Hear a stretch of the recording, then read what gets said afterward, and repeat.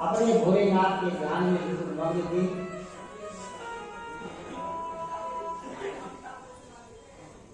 समाधि लगी हुई है। भगवान की लीला को समझना बड़ा कठिन है।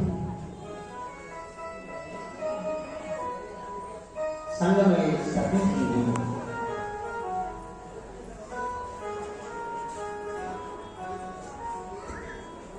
ये कुछ समय का वर्णन है जब रामचंद्र जी अपने भाई लक्ष्मण के साथ वन में विचरण कर रही थी। सीता जी का हरण हो गया था।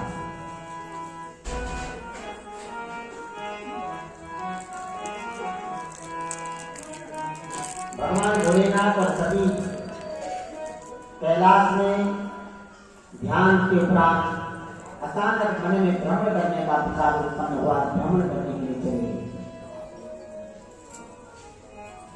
भ्रमण करने के लिए जगह साथ में सती भी थी। तो नीचे दृष्टि पड़ी, राम और लक्ष्मण जा रहे हैं। तो भगवान भोलेनाथ ने रामचंद्र जी को साष्टांग प्रणाम किया। ऊपर से ही सती को बड़ा आश्चर्य हुआ कि सारा जगत मेरे स्वामी को प्रणाम करता है, ये किसको प्रणाम करते हैं? सती से रहने गया, बाबा भोलेनाथ से पूछा क्या इस साधारण से मनुष्यों को प्रणाम क्यों करते हैं? भगवान भोलेनाथ ने कहा सती ये साधारण नहीं है, ये मेरे प्रभु राम है। ये लीला करने के लिए मानव रूप धारण उन्होंने किया है। इनकी पत्नी सीता को रावण ने हर लिया है। ये ऋषि मुनियों को दर्शन देकर के अपनी पत्नी की खोज में जा रहे हैं। सती को विश्वास नहीं हुआ। देखना और ध्यान रखना, जीवन में अगर आपका किसी के प्रति विश्वास नहीं है,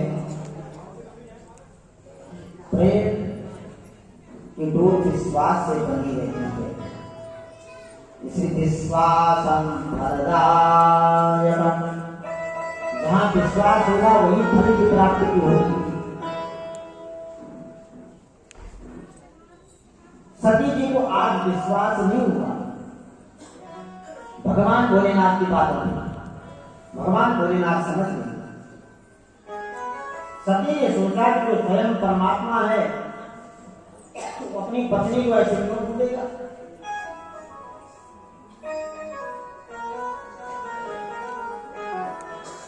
सती के मन में भावना उत्पन्न हुई। भगवान भोलेनाथ ने कहा सती अगर तुम्हें विश्वास नहीं है तुम जाकर के परीक्षा दो।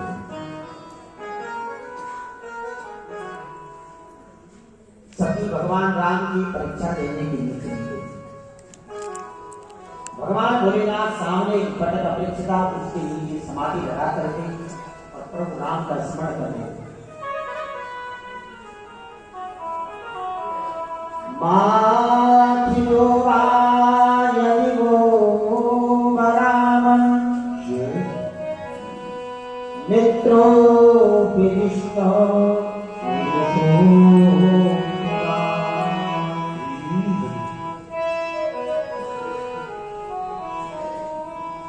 भगवान भोलेनाथ समझ गए कि आज कोई अनहोनी होने वाली है। पति और पत्नी के बीच में भी विश्वास की दूर होती है। जिस दिन पति पत्नी का विश्वास टूट गया उसी दिन घर में कलह का जड़ उत्पन्न हो जाता है। कलह उत्पन्न हो जाती है, लड़ाई झगड़ा शुरू हो जाता है। इसलिए जीवन में विश्वास का होना बहुत जरूरी है। एक दूसरों के प्रति विश्वास और दोनों के विश्वास को बनाए रखना दोनों की जिम्मेदारी होती है। सती के मन में आज पहली बार भगवान के सिंह की बातों से विश्वास उठ गया और परीक्षा लेने के लिए चली। सती ने मन में सोचा परीक्षा कैसे ली जाए। तो सती ने भाव उत्पन्न हुआ सती के मन में कि सीता का रूप धारण किया जाए। अगर ये साक्षात राम है तो ये मुझे अपना लेंगे सीता सरस्वती, और नकली राम होंगे तो मुझे नहीं पहचान पाए। भगवान राम स्वयं परम पिता परमात्मा है। लोकाभिरामं रणरंगधीरं राजीवनेत्रं रघुवंशनाथं कारुण्यरूपं करुणाकरन्तं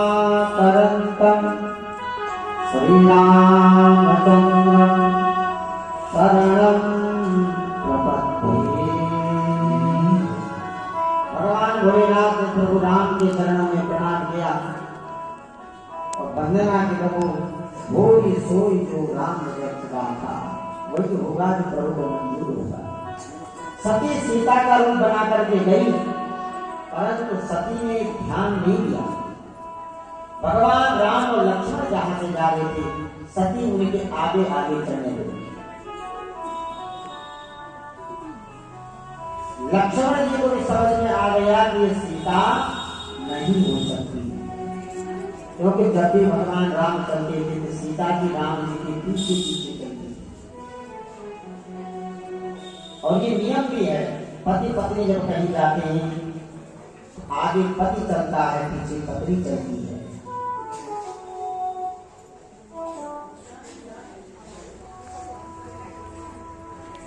आप पहाड़ों में आपने देखा होगा, जब आप अपने ससुराल जाते हैं पत्नी को बुलाने के लिए, तो पति ने आगे आकर के सड़क में इंतजार करते हैं, पत्नी धीरे धीरे पीछे सबसे मिलती